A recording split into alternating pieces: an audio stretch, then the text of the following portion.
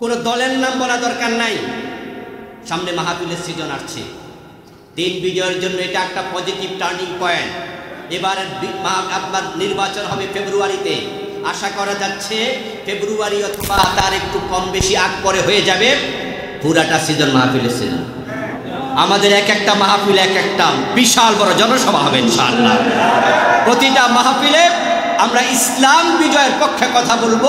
54 বছর ধর্মনিরপেক্ষতাবাদের শাসন দেখেছেন, জাতীয়তাবাদের শাসন দেখেছেন। তারা তো শান্তি দিতে পারেনি, দেশের টাকা লুট করে বিদেশ পাঠাইছে। 54 বছর ইসলাম তো দেখেননি, কমপক্ষে 5 বছরের জন্য ইসলাম দেখেন। যদি মানুষকে আমরা বুঝাতে পারি আর ওলামায়ে হযরতের আহ্বানে মানুষ সাড়া দেয়, ইনশাআল্লাহ আগামীর সংসদ কোরআনের সংসদ হবে। আল্লাহ তাআলা যত নবী পাঠিয়েছেন দুনিয়াতে, সকল নবীর মিশন একটাই ছিল, দ্বীন প্রতিষ্ঠা করা। সূরা শূরা আল্লাহ তাআলা 13 নম্বর আয়াতে এটা বললেন 5 জন নবীর আলোচনা করে। এই 5 জনের নাম বলে বুঝালেন সকল নবী এখানে ইনক্লুড। নূহ আলাইহিস সালামকে দিয়ে শুরু করলেন, মুহাম্মদ সাল্লাল্লাহু আলাইহি সাল্লাম পর্যন্ত আসলেন। এর মাঝখানে কোনো নবী আর বাদ নাই। সকল নবীর জীবনের মিশন যদি হয় দ্বীন প্রতিষ্ঠা, তো আমরা যারা নবীর ওয়ারিস, তা আমাদের জীবনের মিশন ওটাই তো দ্বীন প্রতিষ্ঠা।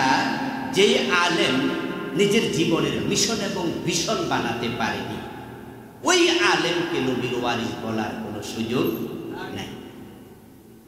54 বছরের বাংলাদেশ, আমরা কি 54 বছরে বাংলাদেশে দ্বীন কায়েম একদিনের জন্য দেখেছি? তাহলে আমরা একদিনের জন্য দ্বীন কায়েম দেখি, অথচ বাংলাদেশে নবীর ওয়ারিসের সংখ্যা কি কম? কত সংখ্যক আলেম দেশে, এটা আল্লাহর মেহেরবানি। এত উলামা এই দেশে, দ্বীন কায়েম হলো না। দ্বীন কায়েম না হওয়াটাই প্রমাণ করে নবীদের মিশনে আমরা সফল হতে পারি না। আমরা ব্যর্থতার কাতারে আছি, আমরা ফেল। আল্লাহ এবার সুযোগ দিয়েছে। জুলাই বিপ্লবের কারণে এদেশে দ্বীন কায়েম হওয়ার সম্ভাবনা দেখা দিয়েছে। যদি আমরা জেগে উঠতে পারি, আগামীর সূর্য বাংলাদেশ ইসলামের সূর্য হবে। এই সুযোগ আমাদেরকে জুলাই বিপ্লব এনে দিয়েছে।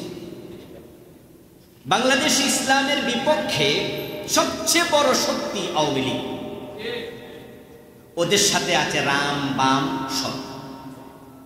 কিন্তু সেই আওয়ামী লীগ জুলাই বিপ্লবের কারণে এখন দেশান্তর। তারা এখন নিজের নামে পরিচয় দেওয়ার সাহসও নাই। তারাই ছিল আমাদের সবচেয়ে বড় দুশমন, ইসলামের বিপক্ষ শক্তি তারা।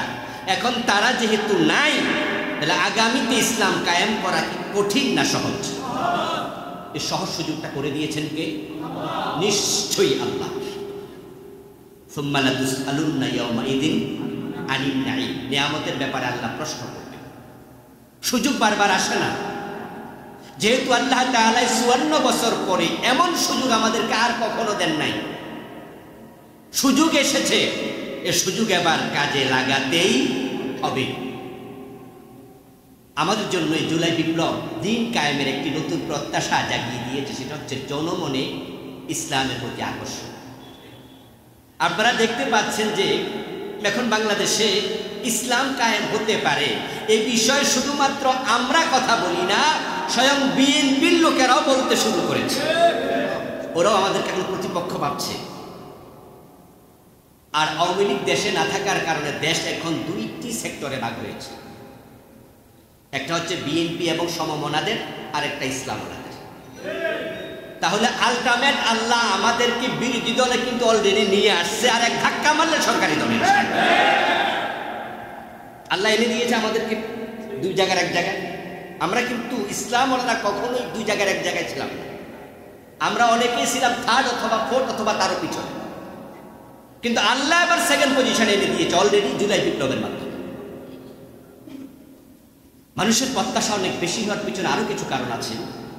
সেটা হচ্ছে যারা আমাদের বন্ধু দল, তারা সুযোগ পাওয়ার পরে যে পরিমাণ সন্ত্রাস চাঁদাবাজি শুরু করছে, বাংলাদেশের মানুষ অলরেডি তাদের উপর বিরক্ত হয়ে গেছে, অলরেডি বিরক্ত। এটা আরেকটি বিস্ময়কর বিষয়, তামাম দুনিয়াতে সরকারের বিরুদ্ধে আন্দোলন হতে দেখা যায়, মানুষ সরকারের পদত্যাগ চায় বিভিন্ন দেশে বিভিন্ন কারণে, কিন্তু এবার সরকারে যাওয়ার আগেই বাংলাদেশের মানুষ তাদের পদত্যাগ চায়, তাদের চারিত্রিক কারণে। গত কয়দিন আগে এনসিপির একটি প্রোগ্রাম ছিল শহীদ মিনারে। এনসিপির প্রোগ্রামে সেখানে ছোট্ট একটা বাচ্চা মেয়ের সাক্ষাৎকার নিচ্ছে কোন একজন সাংবাদিক।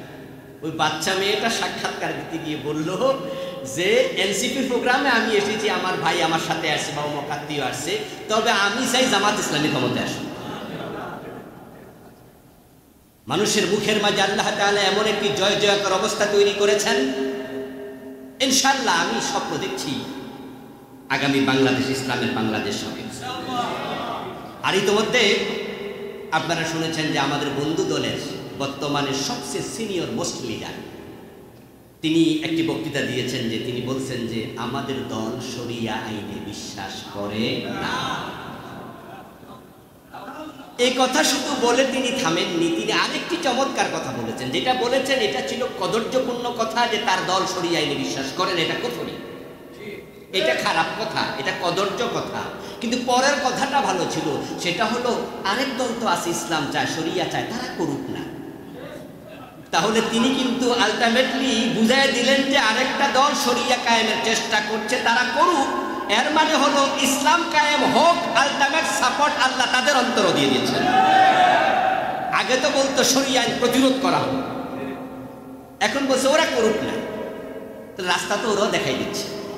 এখন আমাদের এক হতে দেরি কোথায়? কেন আমরা এক হব না? আমরা কাছে আসবো না?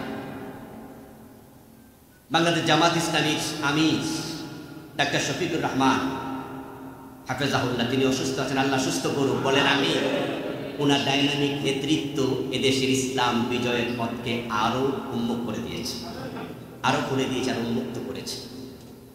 আলহামদুলিল্লাহ, ওনার ভালোবাসার কারণে, ওনার ডাইনামিক লিডারশিপের কারণে এদেশের ইসলামী দলগুলো কাছাকাছি চলে আসছে। আমাদের এখানে ইসলামী আন্দোলনের দায়িত্বশীল কুমিল্লা মহানগরীর সেক্রেটারি, উনি এখানে আছেন, এনাম ভাই না? দেখেন যে উনাদের দলের একজন লিডার, ভালো আলেম মাওলানা রেজাউল করিম আবরার, আমার বন্ধু মানুষ, খুবই কাছের মানুষ। আমিরে জামাত আবরার ভাইয়ের কাছে পর্যন্ত ফোন করেন। আবরার ভাই একাধিকবার আমাকে বলেছেন, ফখরুদ্দিন ভাইকে বলেছেন।